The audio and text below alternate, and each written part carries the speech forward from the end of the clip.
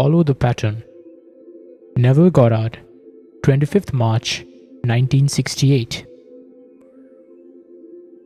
Man is all imagination, and God is man, and exists in us, and we in him. The eternal body of man is the imagination, and that is God himself. William Blake. We are told that the Bible is the word of God. Therefore, if God and man are one, it must be man's word. Now, a scriptural episode is not a record of an historical event, but a paradoxical revelation of truth.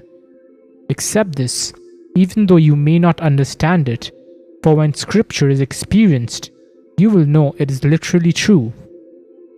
Paul tells us to follow the pattern of the sound words which you have heard from me. God, truth, which has been entrusted to you by the Holy Spirit, which dwells within us. 2 Timothy. Here we are called upon to guard this truth, for only as we follow the pattern which is the truth are we saved. If all things are possible to your imagination, and you are all imagination, you should be able to accomplish anything and fulfill every desire. But first, you must be willing to believe you are all imagination. It's entirely up to you. Do you believe you are mortal man or all imagination? Living in infinite states, the basic state from which we operate is our body of belief. If you believe you are limited, your thoughts flow from that belief. But if this principle is true and you place a modification on that body of belief, you should produce a corresponding change, as your outer world is forever reflecting your inner thoughts.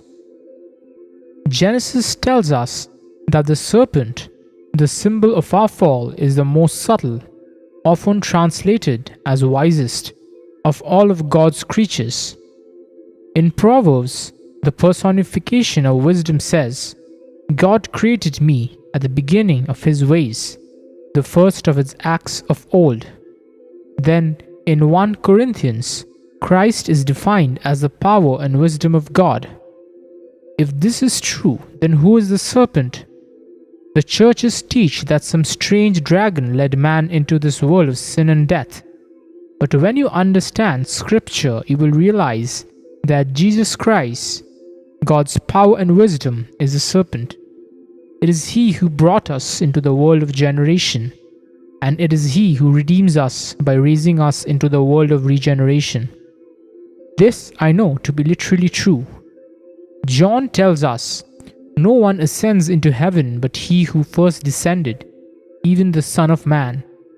As Moses lifted up the serpent in the wilderness, so must the Son of Man be lifted up. John 3. Here we see that infinite power and wisdom took the form of man, the limit of contraction, by entering the state called Satan, the limit of opacity. To Satan, there is nothing beyond the physical sense of sight, hearing, smelling, tasting, and touch, as he is confined to the limit of opacity and contraction. We are called upon to exercise this power that sacrificed itself and became us. As Blake said, I know of no other Christianity, no other gospel than the right both of body and mind to exercise the divine art of imagination.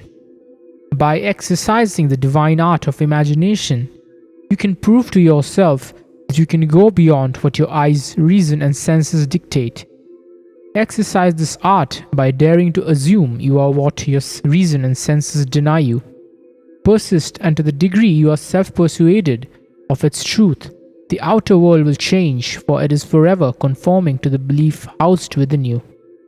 Infinite power and wisdom took on the form of a person by descending into you. His descent is your capacity to generate here. One day he will turn around, and as a Son of Man, he will ascend into heaven. But no one can ascend into heaven who is not first descended. He who descended came in the form of a serpent. This I know from experience. You, too, will know this to be true when your body is split from top to bottom, and the furnaces of affliction become fountains of living water. We came here to experience our own individual furnaces of affliction. But when your spiritual body is split, you become living water springing from humanity, and like a fiery serpent you ascend your spinal cord. The 21st chapter of Numbers tells us, the Lord God said to Moses, "Make a fiery serpent and set him on a pole, and it shall come to pass that everyone who is bitten, when he looks upon it, shall live." Why? Because he enters into life in himself. This statement, as every little episode in scripture, is a rough sketch, an adumbration, a foreshadowing for time to fulfill an experience. Now let me share an experience of a friend. In his dream, he is constructing a large building, knowing that his father is creating one greater than his. Although he never sees his father, he knows that one day he will be as great as he. Suddenly he sees a black and white tree snake, picks it up and watches it coil around his right arm. Then the snake began to speak, telling him of the husband she loves but has lost. The scene changes and my friend is now standing on a new building site with a pole standing upright in the center. Ascending the pole is the same snake who turns around and starts its descent as he awoke. Here is a perfect adumbration, for only that which descends can ever ascend. I know it doesn't make sense on this level, but just as Moses lifted up creative power in the wilderness, so have I, as a son of man, been lifted up. How? In the form of a serpent. The creative power of imagination descended by turning his head down into generation. His power, now reflecting in this world, must be reversed. This cannot be done by any conscious effort. The reversal takes place when the spiritual body is split in two from top to bottom. Seeing the fountain of living water, your creative power fuses with it, and up you go into heaven just like a serpent. Blake described this as the furnaces of affliction suddenly become fountains of living water, all springing from humanity. Everyone is destined to enter that fountain of living water, rise from this level into which he descended, and understand the words of Blake. I do not consider the strong man, the weak man, the rich man, or the poor man to be in an ideal supreme state, but to be every one of them, states of the sleep which the soul may fall into its deadly dreams of good and evil when it left paradise following the serpent. In the 3rd chapter of Genesis, Wisdom, the serpent speaks, saying, "Did God say you would die? You will not surely die." And in that same chapter, God declares, "Behold, man has become like one of us, knowing good and evil." Now, knowing good and evil, the serpent promised that if you would descend and partake of this knowledge, you would awaken like the gods. Simply automatons, knowing nothing, you lived in a dreamlike state until infinite wisdom said, "Follow me." So you left the world of innocence and entered the world of experience, to return to the world of imagination from whence you started. And when you return, you are all imagination and nothing is impossible to you. But before you do, you can test your creative power knowingly. Do you know someone who is in need? Bring him before your mind's eye and see his need fulfilled. Lose yourself in the thrill, the feeling of joy for your friend. Do nothing on the outside to make it so. Simply persist in seeing him in his new state, and no power on earth can stop it from being so. If you think he can oppose you, you are looking at the world of Satan, for there is no physical other. God is one. There is no opposition save that which you create for yourself. Try to follow the pattern of these words which you have received from me. It is the same pattern as recorded by Paul, as the same God who revealed his Son in Paul, revealed his Son in me, revealing me as the Father. Paul knew he was God, the Father, when he said, "When it pleased God to reveal his Son in me," this truth comes from revelation. So, like Paul, I am asking everyone to follow the pattern of the true words, which you have heard from me, for I have experienced Scripture and know it is not secular history. The stories of Scripture are paradoxical revelations of truth, which happen naturally. The golden liquid light you see is living water, which you become as you merge with it. Then, As a living fountain, you ascend from humanity in a serpentine motion. Now, another friend wrote, saying she found herself in the depths of the earth, in a cave whose walls were hewn out of rock. The only object present was a jar with a human face carved upon it. As she became aware of moving in and out of the jar, she realized that the jar itself was ahead with its top removed. Returning to investigate, she found it empty and awoke. Again, I go back to Blake. He has a sepulchre hewn out of a rock ready for thee, and a death of 8,000 years which he has forged for thyself.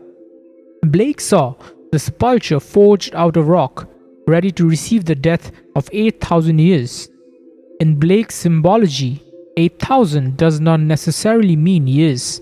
8 is resurrection, a new beginning. The Sabbath is the seventh day, the day prepared to lead one up to the eighth day, called resurrection. This lady entered the sepulchre in which man is placed to meet the one who sent her, who is the Lord of the air. Blake, whose works are all vision, said, God himself enters death's door with all who enter and lays down in the grave with him in visions of eternity until they awake. So her vision was perfect, as it parallels those of Blake. The book of Mark begins, repent. That's revision. That's changing your thinking, thereby changing your belief, which causes a corresponding change in your world. In this lady's vision, she reminded herself to revise now and not put it off until a later date. This is so true. Imagining creates reality, but waiting will cause you to find the problem more difficult to overcome. To change it the moment you sense it. Always revise now. Let me repeat, you are destined to awaken as God. Although the serpent, the symbol of your redemption, seems to have betrayed you, he has led you from innocence to experience, to one grand awakened human imagination. Learn to adore your humanity, your spirit of life. Worship God by worshipping your own wonderful human imagination. You want to love God? Love your own spirit, for He is Christ. Remove humanity from you and you will not exist. So learn to adore your humanity, for that is your spirit life. You may not be able to draw a straight line, yet you can create a smile on the face of a friend, or erase the lines of worry or age. You can do all these things, not by turning to another, but by using your creative power, the only God. Blake makes this statement, Thou art a man. God is no more, thine own humanity learn to adore. Humanity is your spirit of life. Turn to the only God, who is your own wonderful human imagination. Learn to adore Him. All things are possible to God, therefore all things are possible to imagine. Knowing what you want, ask yourself, if you believe that your imaginal acts are committed by God, I tell you, they are. In his 14th chapter, John tells you that imagination is a spirit of life, saying, You believe in God? Believe also in me. Can you believe your imaginal acts will come to pass? That your desire is real, and live as though it were? If you imagine and imagining does create reality, you will see your desire appear in your world. If it does not, then you have proved that the principle is false. I tell you, the principle is true according to your belief. There is no limit placed on your ability to believe or on what belief can accomplish. No matter what you desire, when you believe you have received it, you will. Can you believe that the only true God is in you? That you can follow the pattern of the sound words you have heard from me? I urge you to guard this truth which has been revealed to you by the Holy Spirit who dwells within us. Don't look for any Holy Spirit on the outside. There is no one to run to but self, for everything is within you. Now let me share another experience of the man who had the dream of the pole and the serpent. He said, I wanted to make more money, but I did not feel qualified for a better position. Regardless of this fact, I decided that I wanted to earn twice as much as I was presently making, and I imagined having it now. Within 2 weeks, I was contacted for an interview. In the past, I have had to sell myself, but this time the company was urging me to take the position offered, which included a salary greater than double the present one. Strangely enough, the man who had recommended me was a man who formerly worked for me, and when he left, there was intense dislike on both our parts. After the interview, we met on the outside, and when I told him of my fears, he said, "I know you're the best man for the job. I tell you, there is only one cause, and that is the human imagination. When you change your body of beliefs, everyone must and will play their part to produce evidence of that change in you. One who was formerly an enemy will play the part of a friend. I thank my friend for sharing this story with me and urge you to follow his example. Dream nobly. Think of lovely things you want to recall, and you will experience them in your tomorrows." Blake was so awake. It was he who said, "Everything is man. The lion, the tiger, the horse, the elephant, mule, dove, fly and worm, all are glorious persons. Clothed in gems, they fly away to humanize in the forgiveness of sins according to thy covenant, O Jehovah." Awakened imagination knows there is nothing but God, and God, being man, becomes the worm to feed the weak. Knowing there is nothing but imagination, Blake said, "Double the vision my eyes do see. Double vision is always with me. With my inner eye it is an old man grey, with my outer a thistle across the way. Every day with my old friend Abdullah I would practice this art. At dinner he would ask me to look at the lampshade. He didn't mean for me to see the lampshade. Anyone can do that, but to focus my attention through it. Looking beyond, I would see living, breathing human faces. Other times, he would ask me to look at a car, a house, a wall, not with my outer eyes, but with my inner eye. And when I did, I would always see man. When I first began to do this, I had to break it, so I could feel myself moving through and beyond this world to see an entirely different world. That's imagination. Although this world seems to be the only reality, it is but a gossamer dream. And when you leave here, you will once more feel that where you are is the only reality. This you will do over and over again until God's pattern of salvation unfolds new.